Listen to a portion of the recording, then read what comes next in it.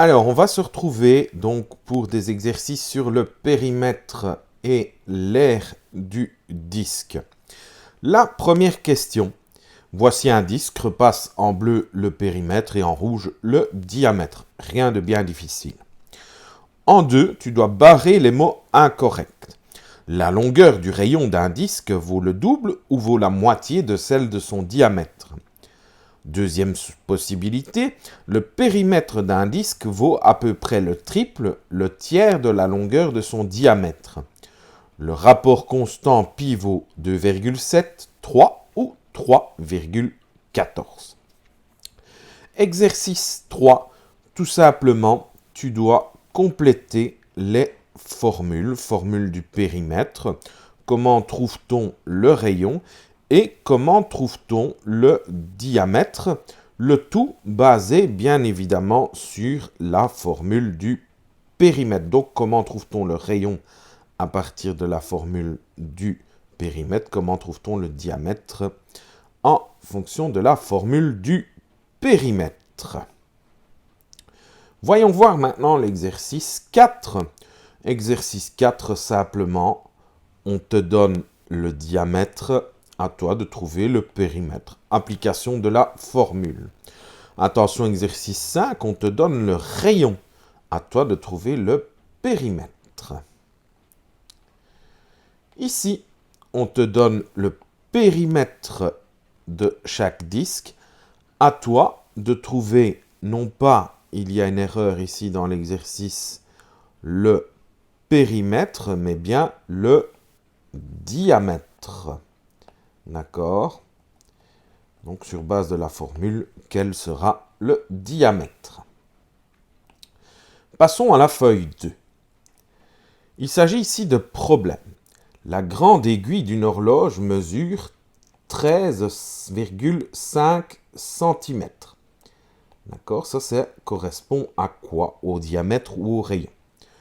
En tournant, le bout de l'aiguille dessine un cercle. Donc, voici le cercle dessiné par cette aiguille. Combien de centimètres celle-ci va-t-elle parcourir en une heure? Donc, quel sera donc le périmètre du cercle? On a ici en 8 un cercle de 2,5 cm de rayon. On te demande simplement de calculer son aire. Application toute simple de la formule. On va passer à l'exercice 9 maintenant. Exercice 9, on a une mare. Cette mare a un rayon de 6 mètres.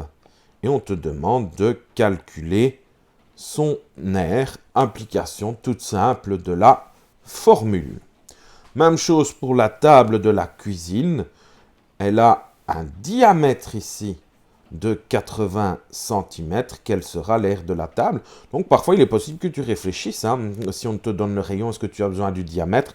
Si tu as besoin du diamètre, est-ce que tu as le rayon? Bref, pose-toi les bonnes questions en fonction des formules à appliquer.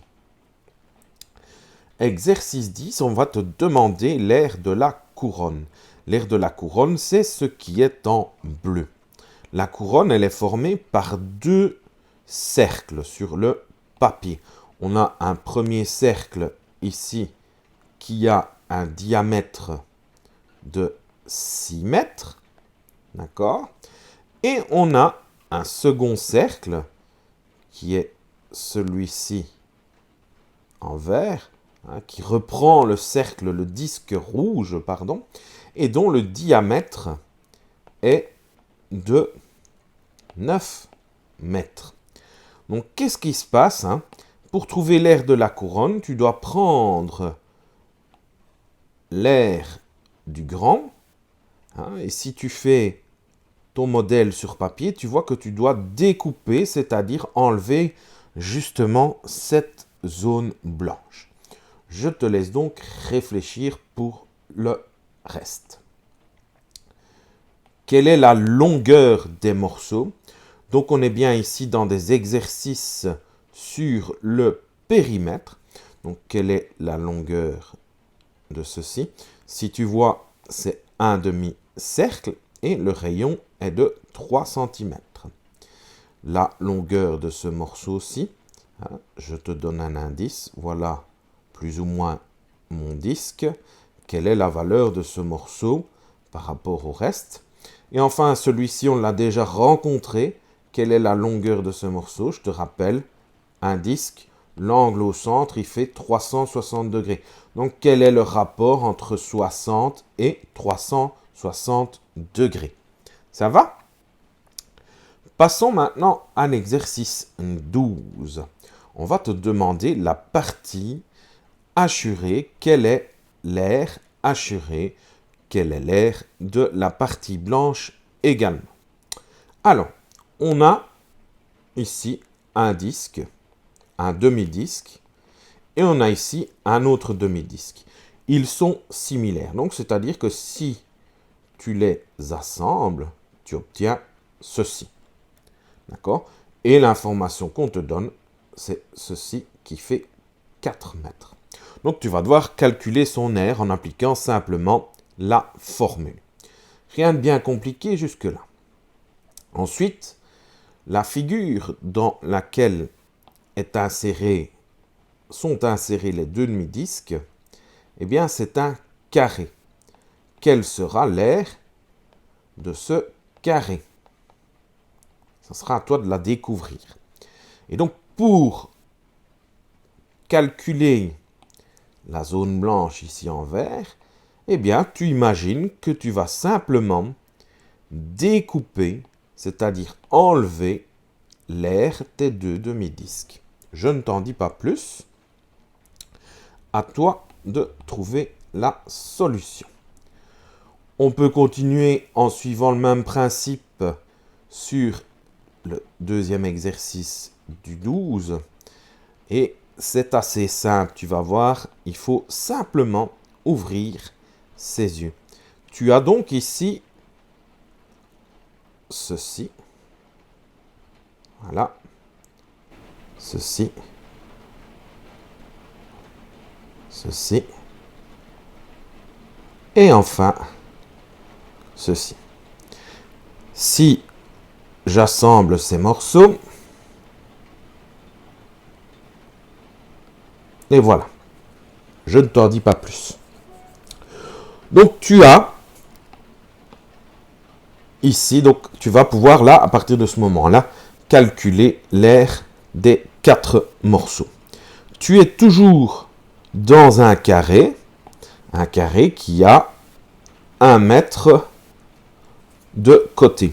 Et donc, pour trouver l'aire de la zone hachurée, qu'est-ce que tu vas devoir faire avec ce que je mets en bleu? Tu vas devoir l'ajouter, diviser, multiplier ou enlever. Ça, je te laisse réfléchir. Voyons voir maintenant l'exercice 13 au niveau de la piscine. Donc, on a une piscine qui s'appelle Lolita. C'est une piscine familiale. Et elle peut accueillir 6 adultes.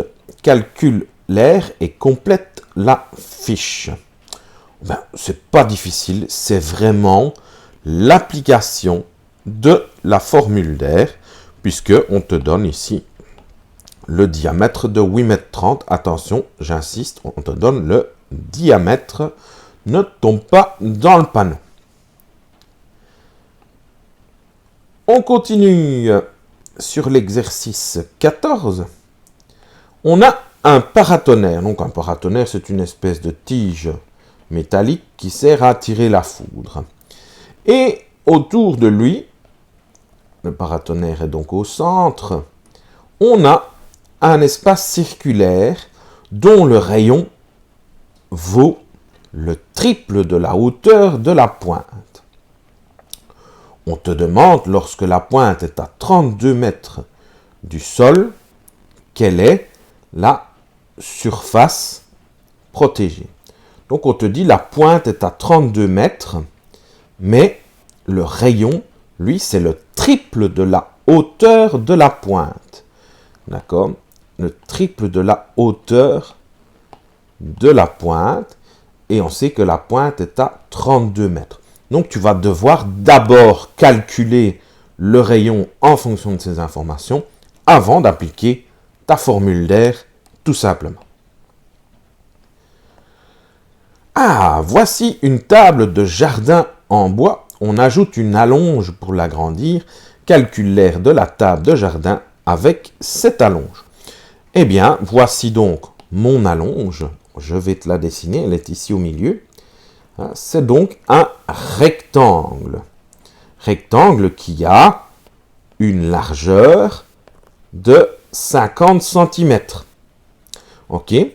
Si tu prends les deux morceaux arrondis, que voilà, en fait, c'est ta table qui a été partagée en deux. Donc, mon rectangle qui est dans la deuxième table, il a une longueur de combien? Ça, c'est à toi de réfléchir. Je ne vais pas te donner la réponse. Attention, pour calculer l'aire, ici, tu t'exprimes en mètres et là, tu t'exprimes en centimètres. Donc, il faudra trouver un compromis. Donc, pour la table avec la longe, c'est l'aire de la table circulaire avec le morceau de rectangle en plus. Ça va? On te dit ensuite qu'il faut choisir une nappe pour cette table. Quelle sera la nappe que tu vas choisir? Tout cela, bien entendu, en fonction de la formule d'aire. Dernier exercice, on a des jardins avec des pelouses. Tiens donc, alors, quelles sont les informations que l'on retrouve? On a tout d'abord un carré qui fait 8 mètres de côté. Ce carré contient justement notre pelouse. Et il y a des morceaux qui sont vides, qui ne font pas partie de la pelouse, où il n'y a pas de pelouse. Ces morceaux, si tu les reconstitues, tu obtiens ceci. Et on te dit que le diamètre est égal à 4 mètres. Donc tu imagines que ces morceaux, une fois que tu as l'aire de ton carré, eh bien tu vas les enlever, tu vas les retirer pour connaître l'aire de la pelouse. Le principe pour le deuxième exercice est le même. Si tu regardes, on prend les 4 morceaux ici. 1, 2, 3, 4. Et ces 4 morceaux, en fait, forment un disque dont le rayon est égal à 1 mètre. Et on sait que le carré, lui, a une mesure de côté de 12 mètres. Même chose, ce que tu vas devoir ajouter, retirer les morceaux, les multiplier ou les diviser. Ça, je te laisse choisir. Voilà, je te souhaite un bon travail, bon amusement et à bientôt. Ciao, ciao.